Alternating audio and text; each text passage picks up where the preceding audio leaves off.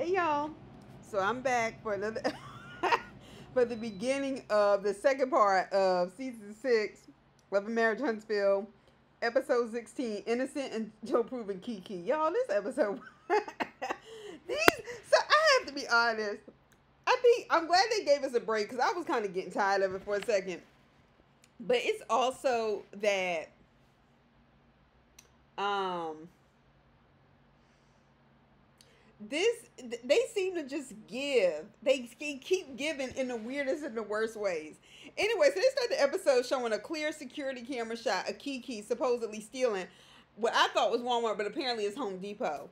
They said she left her kid in the car and something else with a lot. I mean, it was just crazy. Now, granted, I know that there are different rules around that shit now, but I know we were in the car with the windows cracked plenty of times before that shit came along. So even when I hear that, I'm just kind of like, girl, I need some real evidence. But anyway, so, and all I could think was, damn, it sucks to live in a small town. Because you know people in Huntsville ain't got shit else to talk about.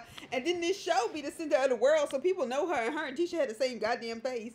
Anyway, this is a mess. So Mel starts the episode by going to visit Tiffany's house. And she sees the baby. And the baby is really cute. He's really cute. And Mel said, you know, she was just checking on her to see how she's feeling after having a newborn or whatever. And Mel's been through that 4 times, so I think that's the kind of person you want to come and check on you. The first thing Tiffany decides to bring up is after the existence of her child, she starts gossiping about Keke being on Crime Stoppers.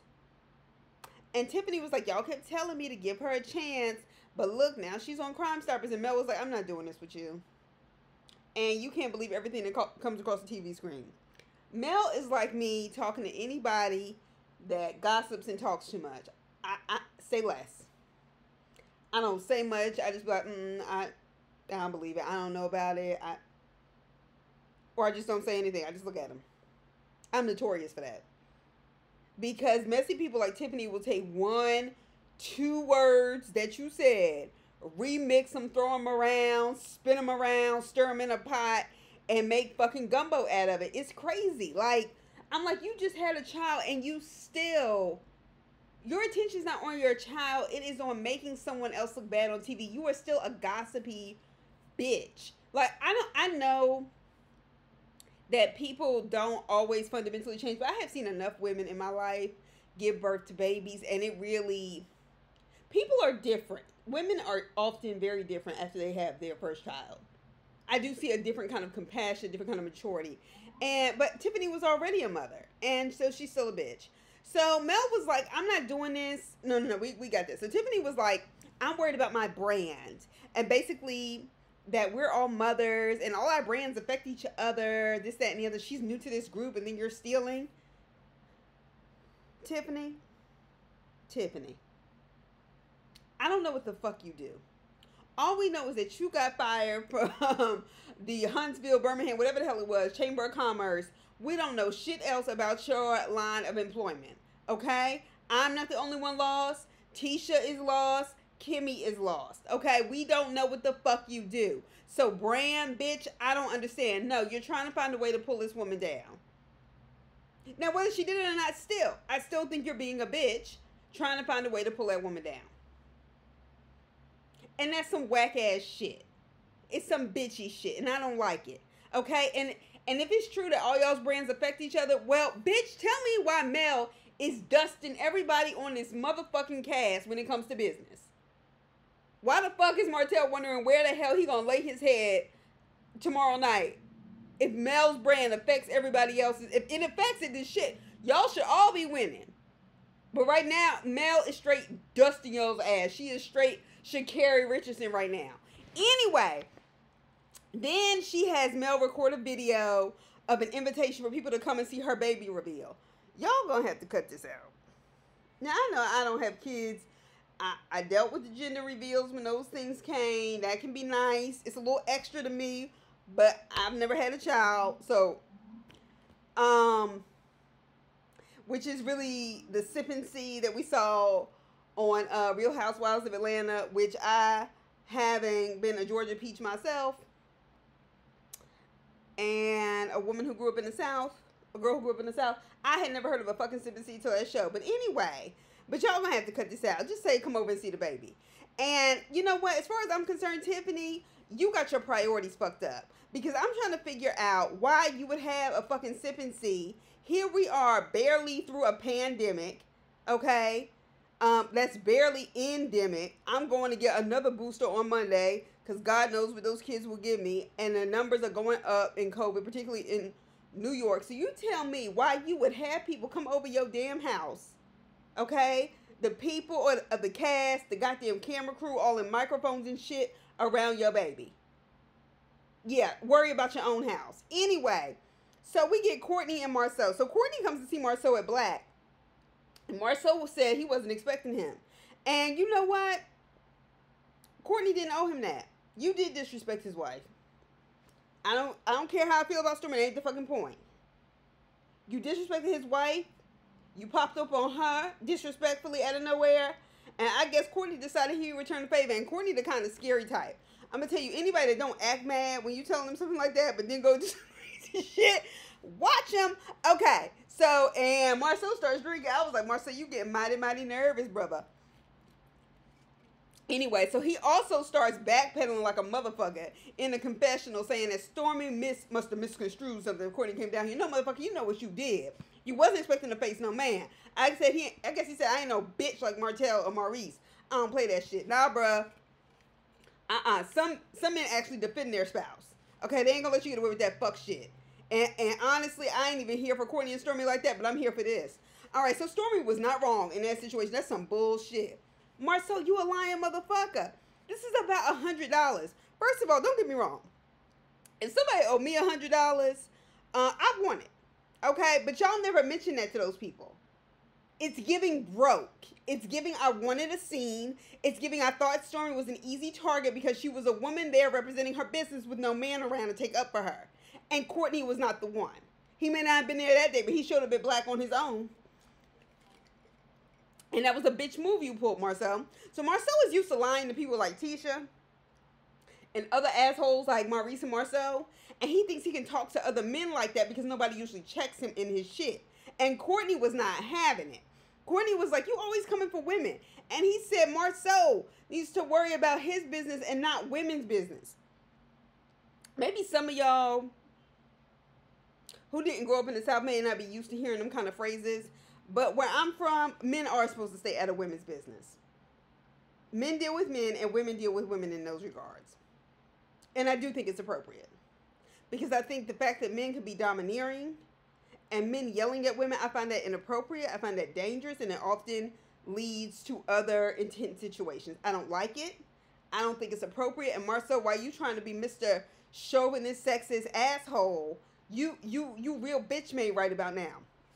And then I say that to say, if you didn't grow up hearing that, because he says to Courtney, oh, the man who's in charge of a women's hair care business, and he got the nerve to tell me to stay out of women's business. He was like, nah, you know what I mean.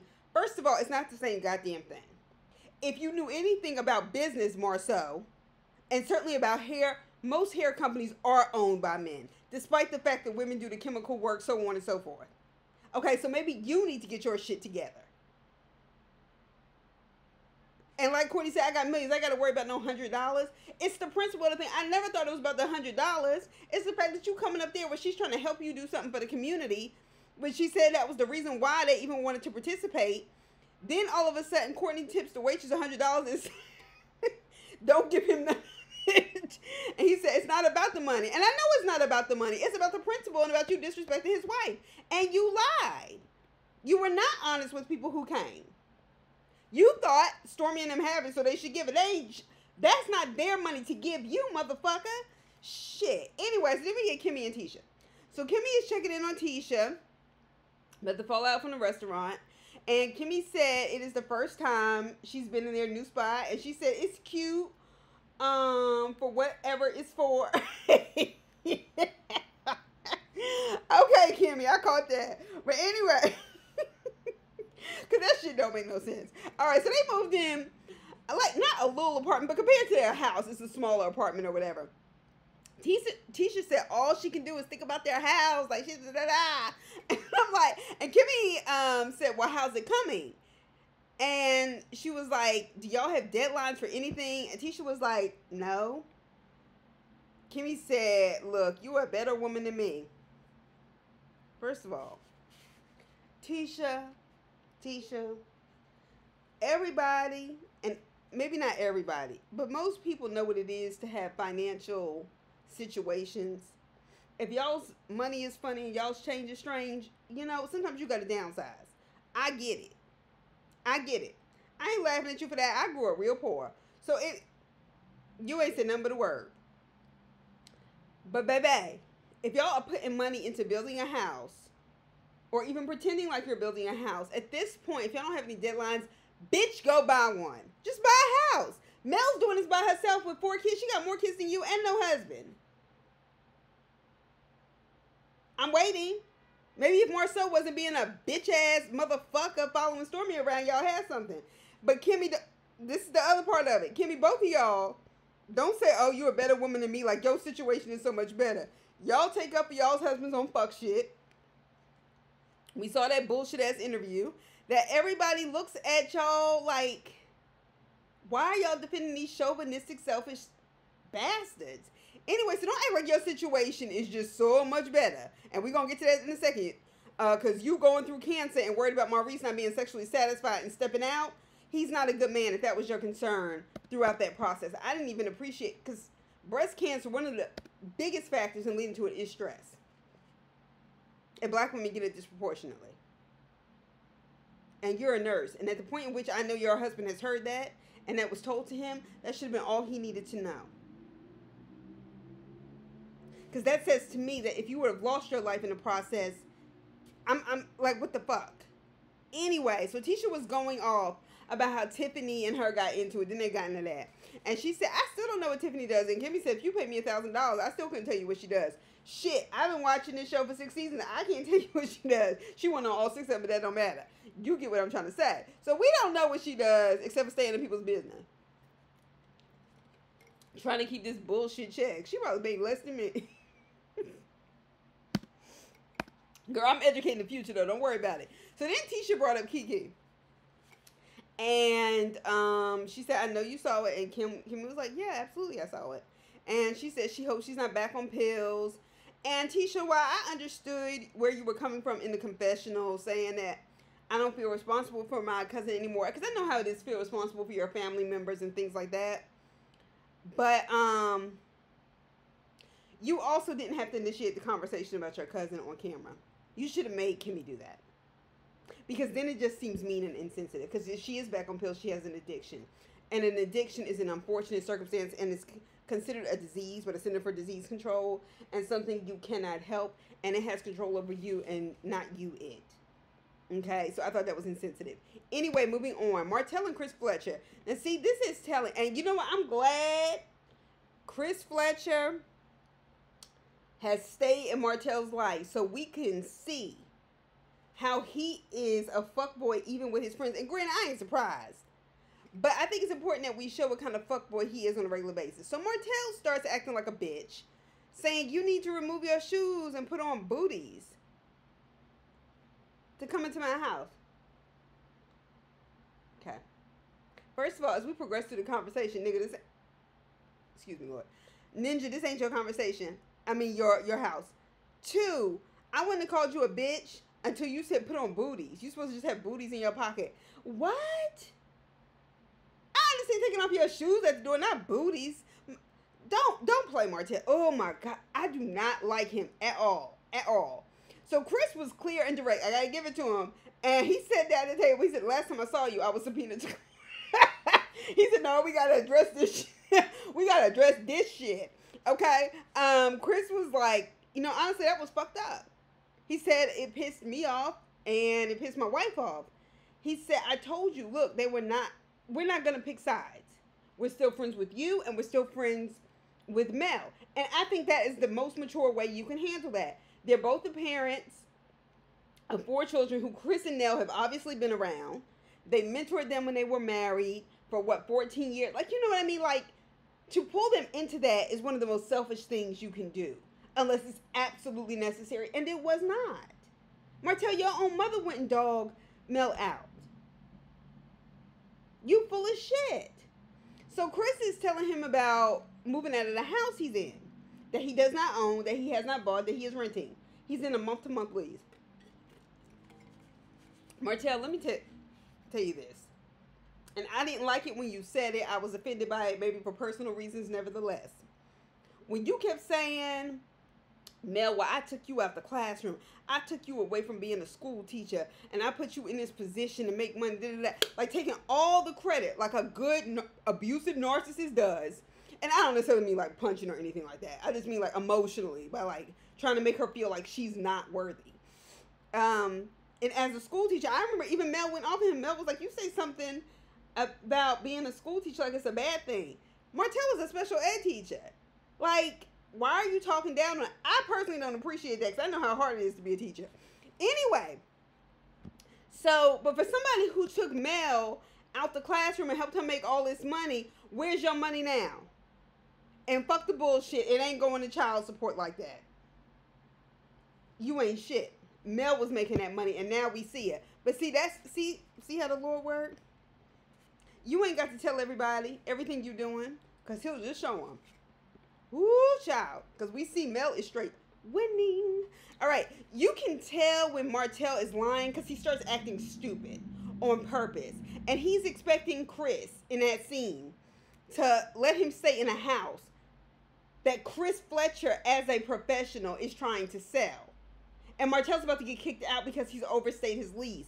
And then had the nerve to say, well, they can't just kick me out. And Chris was like, yes, they can.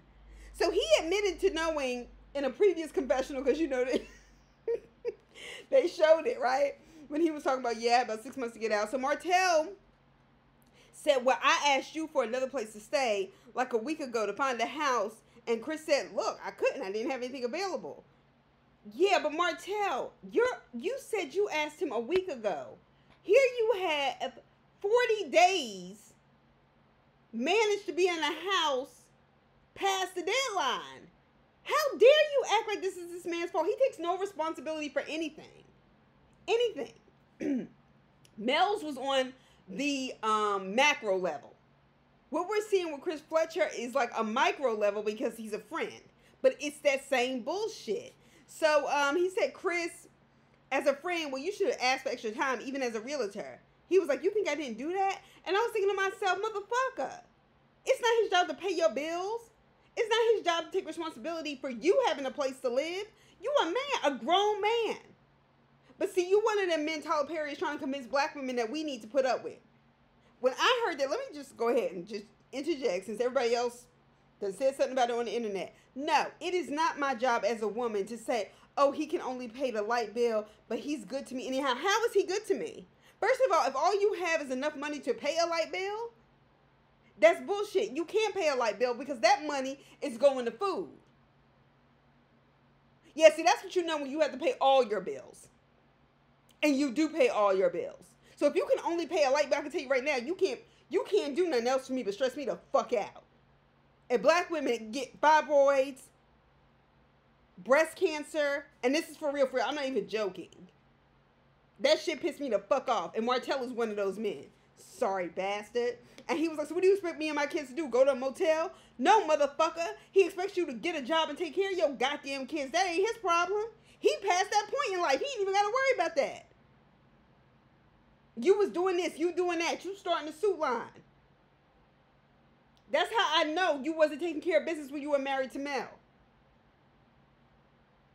Because Mel has flourished without you. And that happens. And let this be a cautionary tale to many women. And I'm not going to go in the place that a lot of y'all probably think I'm going to say, see, you know, a man,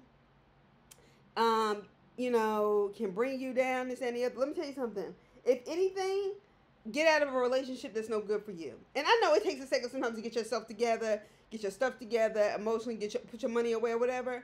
But Mel has left him and flourished. They were doing okay. They were clearly doing okay because of Mel's work. And then he used that against her to say she was a bad mother. This gaslighting and abuse on a larger level by black men towards black women who when they make it, don't even hardly marry with black women and give their money to us without us trying to make us feel like we gold diggers and shit like that. and tell us that we're supposed to somehow enjoy poverty and just love. That's the same shit white people tell us all the time. Y'all are conspirators in this shit, and I don't appreciate it because y'all ain't really getting none out of it. Check the jail rates lately. Yeah, I got shit to say.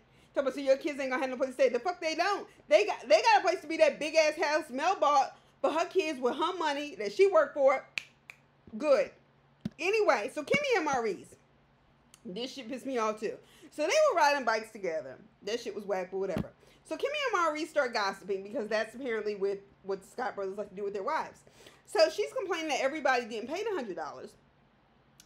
And, you know, she was shocked when Maurice said, well, he paid it. He was like, no, that was just what it was supposed to be. First of all, Maurice, you're lying for your brother because it's on camera. I understand from a familial point of view, but that's bullshit. Kimmy was basically like, I didn't know you paid it. Like, oh, wait, you must have took this out of your personal account because this damn sure didn't come out the joint account. Anyway, then she started saying she's going to the Yanni store. She was like, do you know what that is? He was like, yeah, I know what it is. So she was like, I'm going to get an egg to strengthen, I guess, her clitoris muscles or whatever the hell it is. Where the egg go. I don't know what she's trying to do. But, okay. Like, not because I don't know how the human body works, just because I'm like... Anyway, so then Maurice starts telling her that this sex issue is a mental thing, not a physical thing. So I'm thinking that I foolishly thought that he for a second was basically trying to say, Kimmy, I think you may be feeling a little insecure because of the cancer or whatever. No, he wasn't. He was not at all. So her libido has been low because of the cancer medication. Like I said, my mother just finished radiation, but she still has to have infusions for another 14 rounds. So it might be another 8 months or so, just a treatment, because it's just part of the process. It really sucks. And I think that's why I'm so sensitive to it, but I really hate this shit. So he's complaining. He was like, okay. She was like, well, sometimes it can take a year to get your libido back, whatever, I'm trying. And he was like, okay, let me go ahead and clock this year right now, so I know a year from now. This relationship is starting to look more and more one-sided. And it's incredibly lopsided. Your wife survived breast cancer and you're complaining. You know everybody don't make it out. I feel blessed. My mother's not even finished. But this is her second time battling breast cancer. And God is good. The fact that your wife is alive should be enough. And here you are, motherfucker, making her feel bad about sex and not faking it and this, that, and the other. And Kimmy, you know what? I'm concerned about you because the level of energy you put into this while even having breast cancer, while worried about him not having sex at y'all's age, y'all's big age, y'all's mature age, or should be mature age, worried about, you know, well, if I don't give him this, maybe he'll step out, this, and the other. His priority should have been worried about your fucking health and your fucking life. And that's why that shit looks bad to me. And, you know, and I liked Kimmy as a person because I always thought she was fair or whatever. But this shit's starting to get on my goddamn nerves. It really is.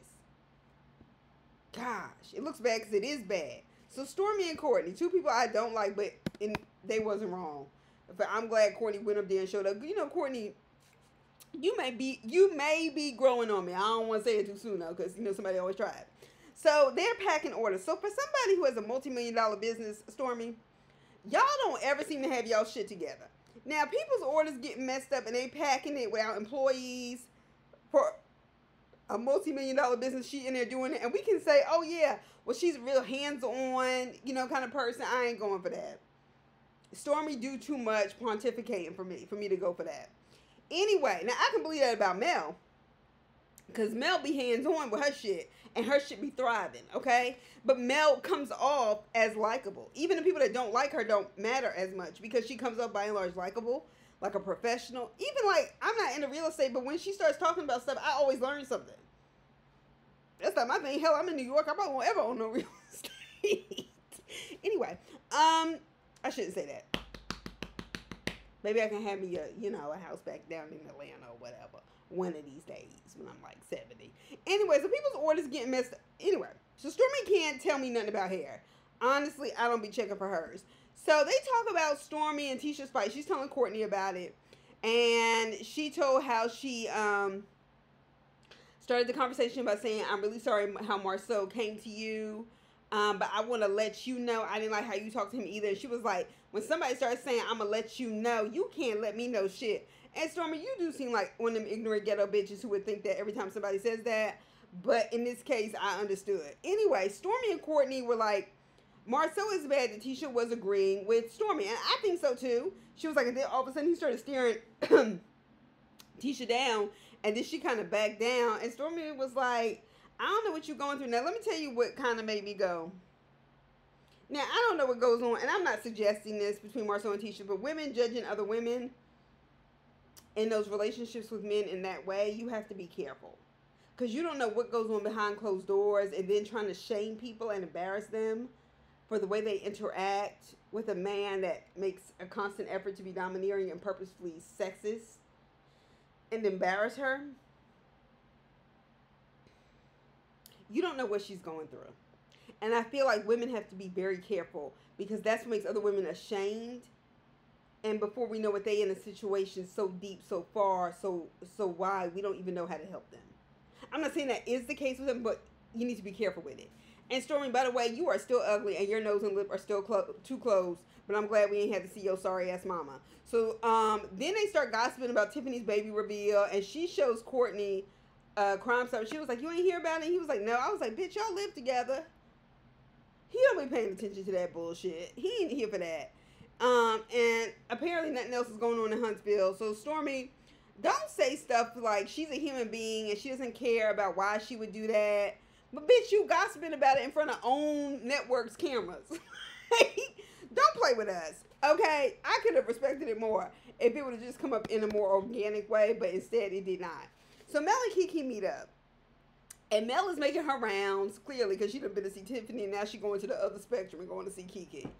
And Keke told her she was just coming back from the hospital. It's the second time she's been in, like, a short amount of time, like a few weeks or so. And she said she was so sick, she couldn't even ask her husband to do it. She was like, no, I need an ambulance. I can't get in the car or whatever. So Mel brought her a push-through shirt as a gift, push-through because God said so. And I was like, yeah, oh, that's nice. As she also promoted her brand. Mel, I like you, but you you ain't slick. Anyway, so then she starts asking. So Mel's just kind of like asking her, you know, is she okay or whatever, because, you know, the other stuff has been going on. So Keke starts talking a lot, and on whoever did the editing and production, y'all are wrong as fuck for doing that. So Keke talking about she wants to publish, you know, I want to publish a children's book, but I think I'm going to publish a book of poetry. And I gained 30 pounds. She just kept going on and on and on. But I'm going to be honest, when she said she gained 30 pounds, I was like, huh? Because honestly, to me, I remember thinking, I was like, oh, she looks like she lost weight. But anyway, okay, but maybe, you know, maybe Keke's mind was somewhere else. So Mel brought up how many people have sent her Crime Stopper videos. Classy, Mel. Classy.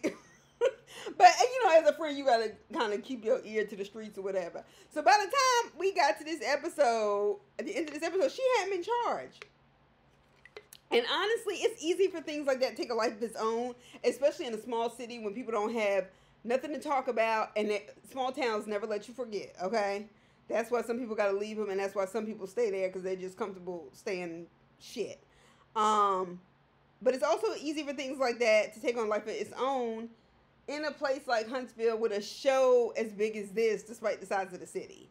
Like, you know what I mean? You know, whatever it is, if she's struggling with something, I ain't gonna laugh, because, you know, life happens to all of us. So anyway, that's just my take on Love Marriage Huntsville. I'll see y'all soon. Be sure to like and subscribe. Like the video, subscribe to the channel, and, you know, put what you think down in the comments, and I'll talk to y'all soon. Bye.